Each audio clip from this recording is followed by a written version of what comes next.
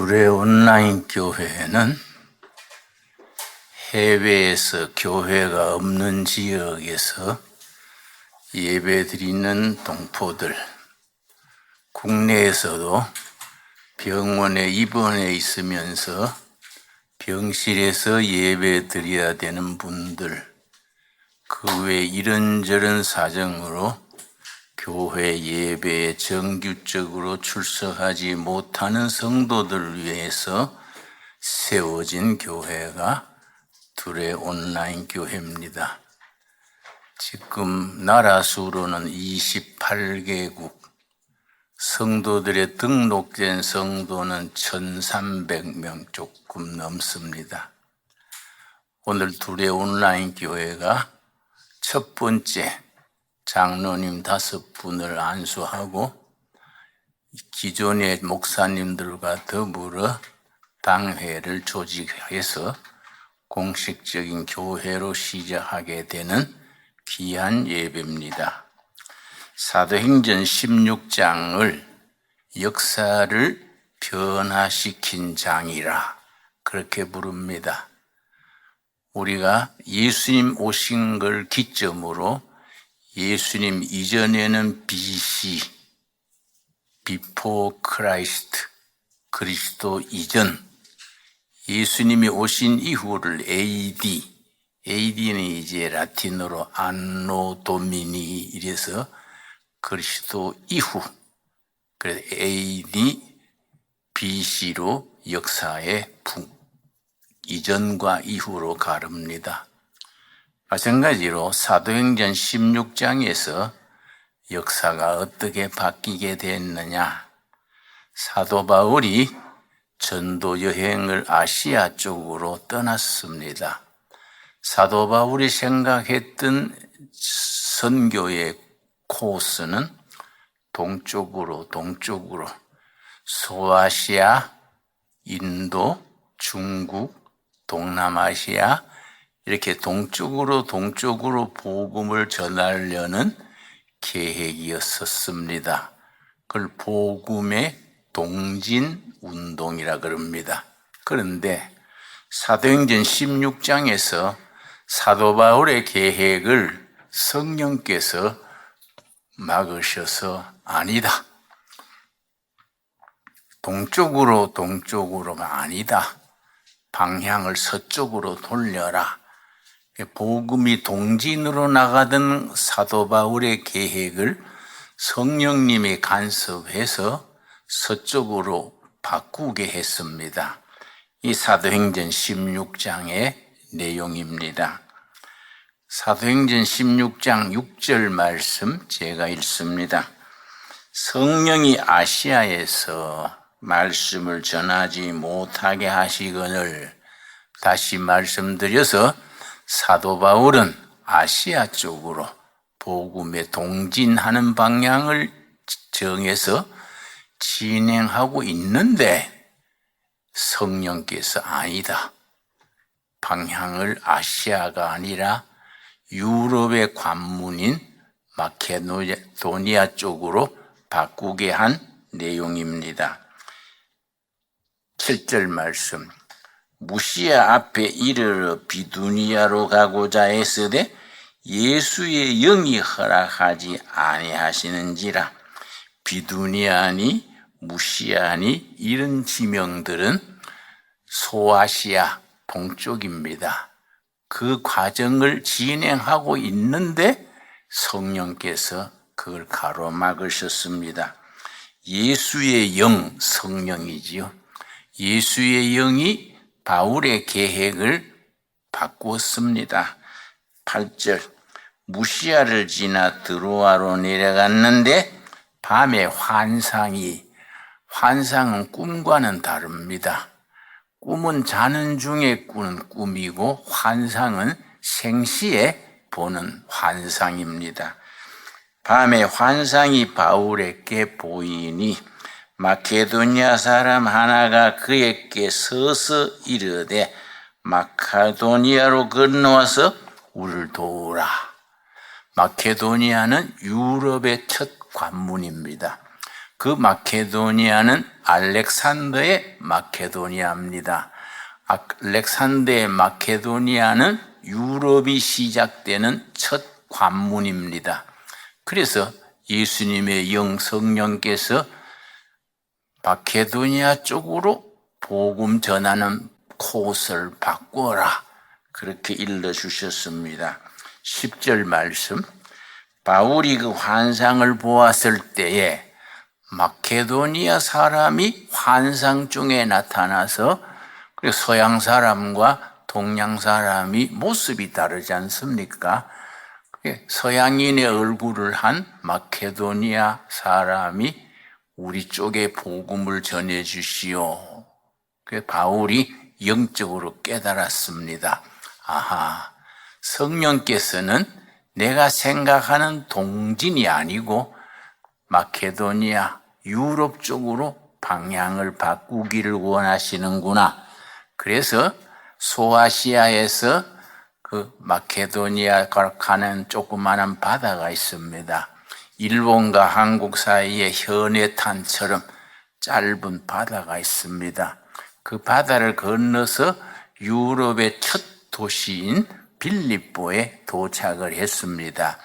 빌립보에 도착을 해서 짐을 풀어놓고 어디 전도할 데가 없나 하고 나갔는데, 우물가에 여인들이 빨래하고 있는 자리에 거기에 가서 빨래하는 여인들을 향해서 복음을 전했습니다. 그런데 참 성령의 감동이지요.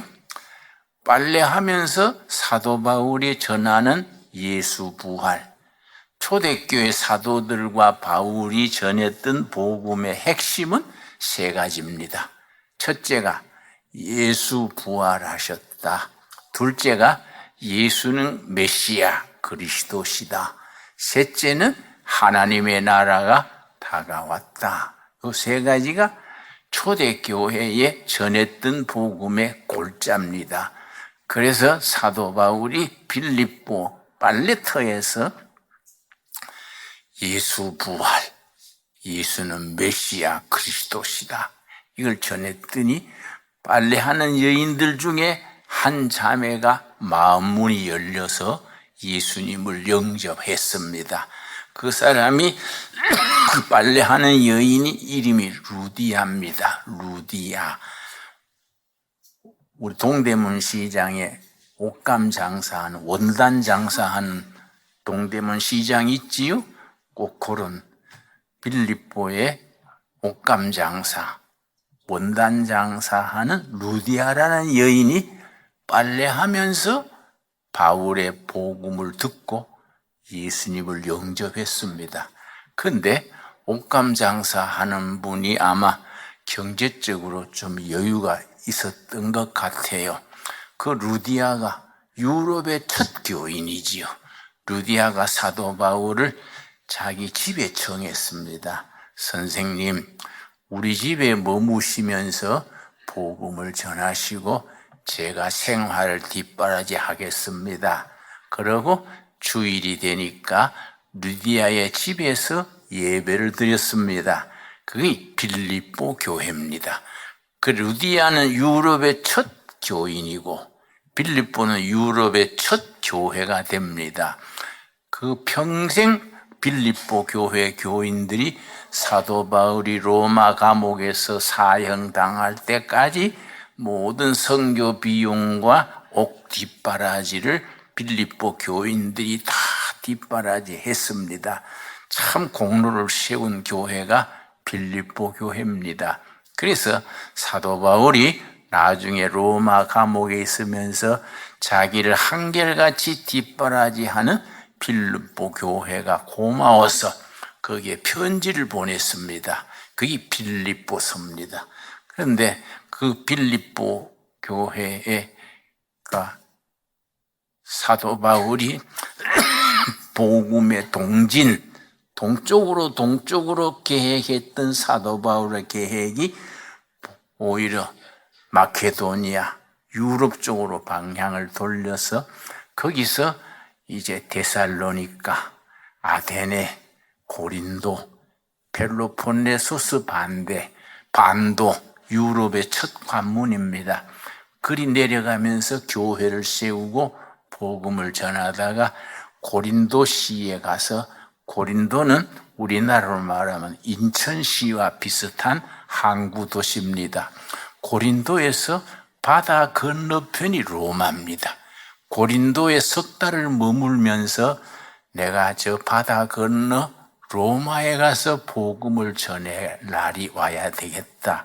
그걸 마음에 기도하면서 아직 가보지 못한 로마 교회 크리스찬들 모임에 편지를 보낸 것이 로마서입니다. 로마서가 참 중요한 내용이지요. 근데 사도행전의 이 16장이 그래서 왜 중요하냐?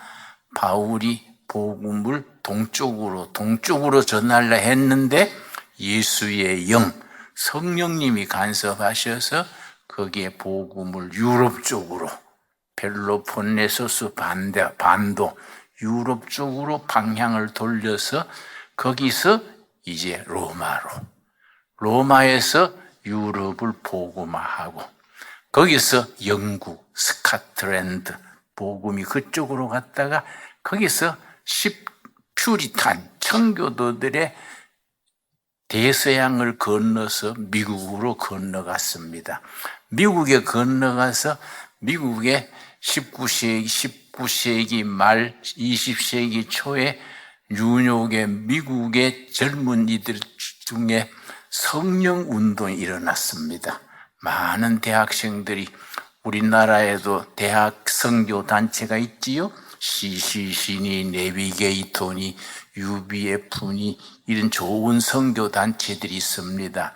그래서 그 뉴욕이나 중국 동부에 있는 대학생들 속에 성령이 감동이 일어나서 아시아 선교에 헌신을 했습니다. 그분들이 이제 태평양 건너서 일본, 한국, 중국 이쪽에 복음을 전했습니다. 이걸 복음의 서진 운동이다, 그렇게 부르지요. 서쪽으로 돌아서 대서양 건너서 미국을 거쳐서 태평양 건너서 일본, 한국, 중국에 이렇게 미국의 청년 대학생들, 젊은 목사들을 중심으로 동양 선교가 이어져 갔습니다.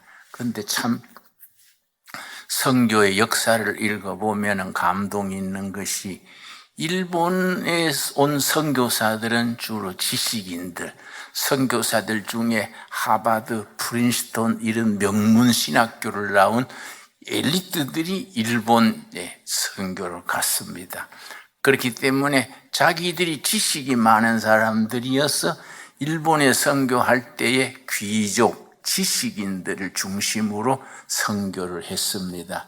그런데 한국은, 한국에 온 선교사들은 좀 이렇게 후진층, 명문대학이 아닌 그런 출신 선교사들이, 학벌은 별거 아닌데 가슴이 뜨거운 사람, 복음적인 열정이 끓는 사람들이 이 조선 반도로 선교사로 왔습니다. 그래서 그분들은 한국에 와가지고 지식인이나 귀족이나 소위 양반 상대로 복음 전한 게 아니라 완전히 바닥에 북청 물장수, 마포 새우장수, 백정 밑바닥에서부터 복음이 들어갔습니다. 이 결과가 완전히 다른 거죠. 귀족이나 지식인 사회를 중심으로 선교하는 일본 선교는 지식인들이 많이 선교됐는데 복음의 활력이 떨어졌어요. 그런데 밑바닥에서 이런 한국 교회는 백정이나 물장사라든지 새우장사 이런 분들이 사회에서 인정받지 못하던 밑바닥 사람들이 예수를 믿으니까 이거 양반이 따로 있는 게 아니구나. 우리도 예수 믿으면 양반이 되는구나. 복음이 들어오면은 양반이 되는 거구나. 이래서 그 사람들의 신분이 상승된 겁니다. 대표적인 경우가 내가 또 같은 경우지요. 우리 할아버지 삼형제가 경북 청송 거기에서 한 마을에 머슴을 했습니다. 삼형제가 한 동네에서 머슴살이 했습니다.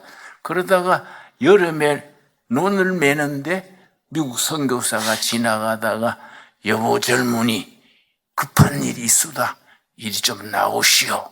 그러니까 우리 할아버지 총각 머슴이 논에서 일하다가 눈이 파란 서양 선교사가 급한 일이 있다 그러니까 뭐 놀래가지고 논에서 나왔습니다. 서양 양반 뭐이 급하요? 그러니까 당신 예수 믿으시오. 그러니까 뭐 할아버지가 화가 나가지고 이 코제이가 막 뒤질라 하나 그러고 주먹을 칠라 그러니까 우리 할아버지가 좀 울 때가 있었던가 봐요.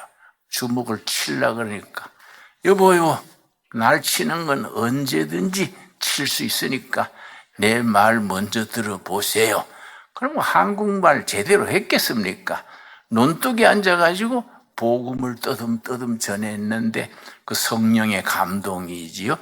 우리 할아버지 마음이 열려서 예수님을 영접하게 됐습니다. 우리 집안이 예수 믿는 첫 시작이지요. 그래서 이제 사도행전 16장이 복음의 서진운동, 서쪽으로 대서양 미국 태평양 건너 한국에 왔는데 우리가 한국교회가 중요한 것이 여기서 우리가 선교 열정이 식어가지고 게을러가지고 우리끼만 예수 잘 믿고 선교에 뜨거운 가슴이 없으면 복음이 서진 운동이 한국에서 멈춰버리는 거이죠. 그러니까 한국교회가 굉장히 교회 사적으로 선교 사적으로 중요합니다. 우리가 여기서 멈춰버리면 복음이 중국으로 인도와 예루살렘 사이에 이슬람 지역 그리 건너서 예루살렘까지 되돌아가야 되는데 복음의 출발점이 예루살렘이지요. 예루살렘에서 서쪽으로 돌아서 한국까지 왔는데 여기서 멈추지 말고 중국으로 인도로 이슬람 지역으로 계속 전해져서 출발점 예루살렘까지 가야 되지요. 이걸 백투 예루살렘 무브먼트 그렇게 부릅니다. 예루살렘으로 되돌아가는 운동, 복음의 서진 운동의 종점이지요. 출발점으로 되돌아가는 겁니다. 그러니까 한국교회가 엄청 중요한 겁니다. 우리 여기서 멈추면 안 돼요. 특별히 우리 둘의 온라인 교회는 여기 모이는 사람들은 뭐 100명 안팎이라지만은 둘의 밖에 있는 교인들이 많지요. 시작 때부터 둘의 온라인 교회는 세계화입니다. 세계화. 거의 30개국에서 흩어져서 같이 예배드리고 있는 곳에서 복음을 전하는 거지요. 그러니까 땅끝까지 복음 전하는 백투 예루살렘 무브먼트에 우리가 제일 첨단 앞장에 서 있는 거지요. 오늘 우리가 둘의 온라인 교회 첫 번째 장로 임직을 하면서 뭐 다른 게 장로가 아니지요. 복음 선교의 제일 무슴이지요. 무슴. 그래서 일반 교회에서는 장로 권사 취임할 때 본인들이 특별히 헌금을 교회에다가 냅니다. 나는 어려서부터 교회에서 자랐기 때문에 그런 걸 많이 봤어요. 장로 되는 분들이 뭐 어떤 교회는 뭐 1,000만 원씩, 뭐 2,000만 원씩 교회에다가 헌금하고 그래요. 난 어릴 때 그걸 교회 일꾼으로 세우는데 왜 그렇게 헌금을 자기들이 내냐. 교회에서 일꾼으로 세우니까 교회에서 뭘 해드려야 되지. 그 본인들이 내는 거는 보기 안 좋다. 그래서 이번에 장로님들도 우리가 딴 건 몰라도 구두 한 그릇씩 사드려라. 열심히 그 구두 신고 밑창 따를 때까지 열심히 뛰어다니도록. 그래서 우리가 구두 다 주문했는가 모르겠네요. 예, 구두 했어요. 예. 그래서 그걸 구두 딸거 다시 또 사드릴 테니까 열심히 복음 선교, 복음의 서진 운동의 최전선에 설 수 있게 되기 바랍니다. 그래서 우리가 이 사도행전 16장이 역사를 변화시킨 장이다. 아주 역사적으로 중요한 장이 됩니다. 그래 우리가 이제 통일이 중요하지요. 통일이 되면은 한 북한 교회가 힘을 합쳐서 북한 지하교회 교인들이 북한의 정치범 수용소가 18군데 있습니다. 그 중에 수감되어 있는 분들이 20만이 조금 넘습니다. 20만 중에 거의 절반이 예수 믿다가 성경을 가지고 있거나 예배 드리다가 잡혀온 크리스찬들이 북한 정치범의 절반에 해당합니다. 그들이 참 오지에서 나무 껍질 벗겨 먹고 풀 뜯어 먹으면서 신앙을 지키는 거지요. 그들이 정말 통일이 되면 그분들이 전부 복음의 용사가 되지요. 우리 둘의 교회 성도들과 그런 지하교회 교인들이 중국 교인들하고 힘을 합쳐서 우리가 백투 예루살렘 무브먼트, 복음의 서진 운동의 종점인 예루살렘으로까지 복음이 진행하는데 쓰임받는 교회가 돼야지요. 그래서 오늘 우리가 조금만 적게 모여서 이렇게 5분을 장로를 세우고 예배 드리지만은 참 우리가 교회 전체를 생각할 때, 선교 역사를 생각할 때에 대단히 중요합니다. 우리가 복음이 한국에 와서 멈추지 말고 여기서부터 다시 뜨거운 가슴을 가지고 영혼에 대한 안타까움을 가지고 복음 전도에 대한 열정을 가지고 복음 전선이 계속 나가도록 해야지요. 요즘 중국에는 시진핑이 들어온 뒤에 지하교회를 막 무너뜨립니다. 포크레인으로 교회당을 뭉개버리고 전도자를 감옥에 넣고 중국에 와 있는 모든 해외 선교사는 100% 추방을 하고 그럽니다. 그러나 지하교회 교인 지도자 말을 들으니까 그런다고 되는 게 아니다 이거지요. 항상 교회는 핍박받을 때 더 뜨거워집니다. 핍박받을 때 사명이 커지고 뜨거워지고, 내가 그래서 몇 해 전에 지하교회 지도자들 40몇 명하고 3일간 집회를 했는데 중국교회 지도자 중에 25살 먹은 청년이 5만 명 회중의 대표로 참석을 했더라고요. 그래서 내가 쉬는 시간에 당신은 나이도 25살인데 어떻게 5만 명의 회중으로 참가했느냐 그랬더니 자기는 17살 때 예수님을 영접하고 성령 세례받고 3가지만 했대. 3가지. 3가지만 했더니 자기한테 전도받은 사람이 또 전도하고 해서 5만 명이나 됐다. 그래서 내가 아주 감동받았습니다. 그 3가지가 뭐냐? 그러니까 전도하고 밥 먹고 감옥 가고, 감옥 가서 또 전도하고 밥 먹고, 석방되면 또 밥 먹고 전도하고, 이걸 17살 때부터 지금 25살까지 계속 했더니 자꾸 복음이 복음을 낳고 자꾸 나와서 5만 명 회중이 된다는 거지요. 그래서 복음의 역사는 가슴에서 가슴으로, 영혼에서 영혼으로, 살아있는 하나님의 영은 역사해서 백투 예루살렘 운동, 복음의 서진 운동은 성령의 인도하심을 따라 계속되어질 걸로 믿습니다. 그 중요한 자리에 우리가 있는 거예요. 우리 둘의 온라인 교회는 조그마한 교회지만은 그러나 우리가 받은 미션, 사명감은 크지요. 우리 사명을 성실하게 감당함으로써 우리가 나중에 천국 가서 하나님 앞에 착하고 충성된 종이다, 그렇게 칭찬 듣는 우리들이 될 수 있게 되기를 바랍니다. 기도하겠습니다. 하나님 감사합니다. 우리를 통하여 복음이 열심히 전해지게 하는 건널목이 되게 하셔서 감사합니다. 둘의 온라인 교회 성도들이 복음 역사의 마중물이 되어서 땅끝까지 복음 전하는 일에 영혼에 대한 뜨거운 열정과 안타까움과 그런 사명감을 가지고 잘 감당케 하여 주시옵소서. 예수님 이름 받들어 기도드렸사옵나이다. 아멘.